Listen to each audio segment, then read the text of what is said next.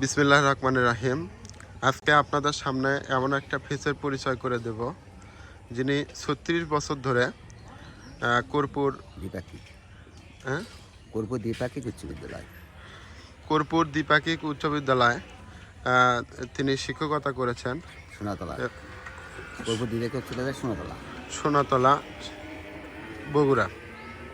যাই হোক, তার মুখে থেকে আপনারা শুনতে পারবেন তিনি তার শিক্ষকতা জীবনে কেমন একটা অভিজ্ঞতা নিয়েছেন। এই অভিজ্ঞতার আলোকেই তিনি কথা বলবেন।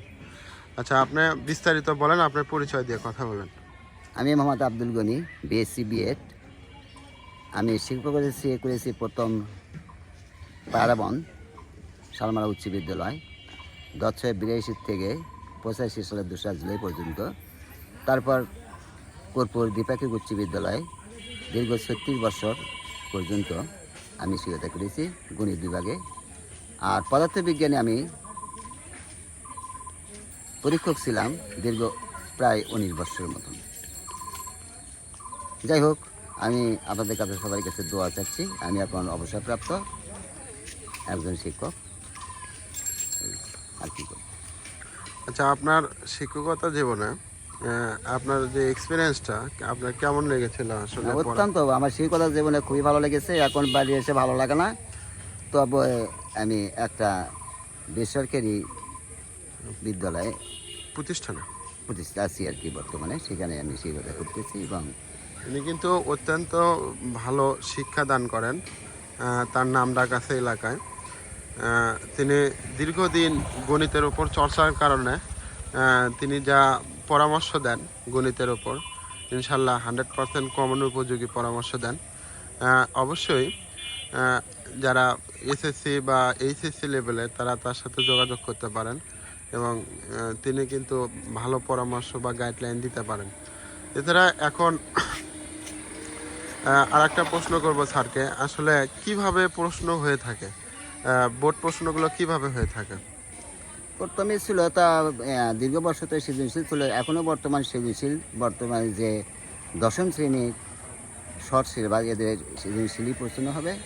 আমি যতটুকু জানি আর কি। তবে সৃজনশীল ছাড়া অন্য কিছু প্রশ্ন সৃজনশীলই হবে, সৃজনশীলই হবে। তো সৃজনশীল দিয়ে কি ছাত্রদেরকে উন্নতি করা সম্ভব? হ্যাঁ, অবশ্যই সম্ভব। সম্ভব নয় কেন? অবশ্যই সম্ভব।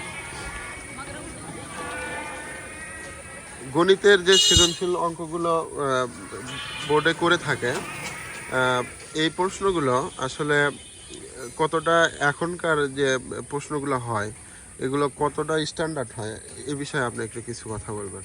প্রশ্ন স্ট্যান্ডার্ড সেটা যিনি পরীক্ষক মানে প্রশ্ন করেন তার স্বাধীনতার উপর তিনি করেন আর কি।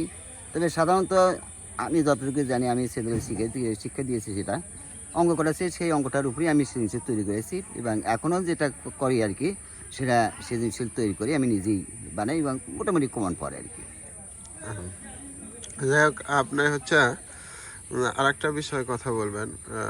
আপনার অবসরের পর যে জীবনের আপনার কতটুকু ভালো লাগে অবসর হওয়ার পর?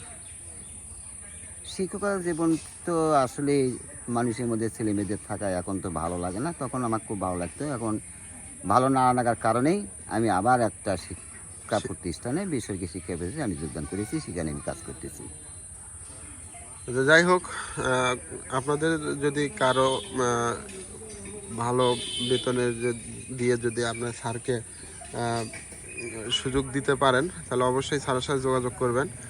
স্যার কিন্তু আগ্রহী, এখনও শিক্ষা দেওয়ার উপর আগ্রহী আছে। তার সাথে অবশ্যই যোগাযোগ করবেন। আপনার ফোন নাম্বারটা বলেন।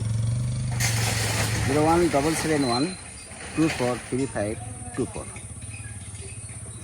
যাই হোক, আর একবার বলেন কথাটা। 017712435524। আপনার গ্রাম বা ঠিকানাটা বলেন। বরিয়া, গ্রাম বরিয়া, থানা শিবগঞ্জ, জেলা বগুড়া। অবশ্যই আপনারা স্যারের সাথে যোগাযোগ করবেন। যদি আপনাদের কোনো প্রতিষ্ঠান দেখা যাচ্ছে যে গণিতের শিক্ষকের হচ্ছে সমস্যা, সেক্ষেত্রে আপনারা স্যারের সাথে যোগাযোগ করে ইনশাল্লাহ তাকে নিতে পারেন। অবশ্যই অনেক ভালো মানের শিক্ষা দান করে থাকে। গণিতে খুবই ভালো এবং দক্ষ। আমি জানি এবং তেনার কাছে আমি পড়ছি। আমার শ্বশুর শাশুড়ি তারাও কিন্তু এই স্যারের কাছে পড়ছে, এখনও তার প্রশংসা করে। যাই হোক, স্যারের সাথে আপনারা যোগাযোগ করবেন ইনশাল্লাহ। আসসালামু আলাইকুম।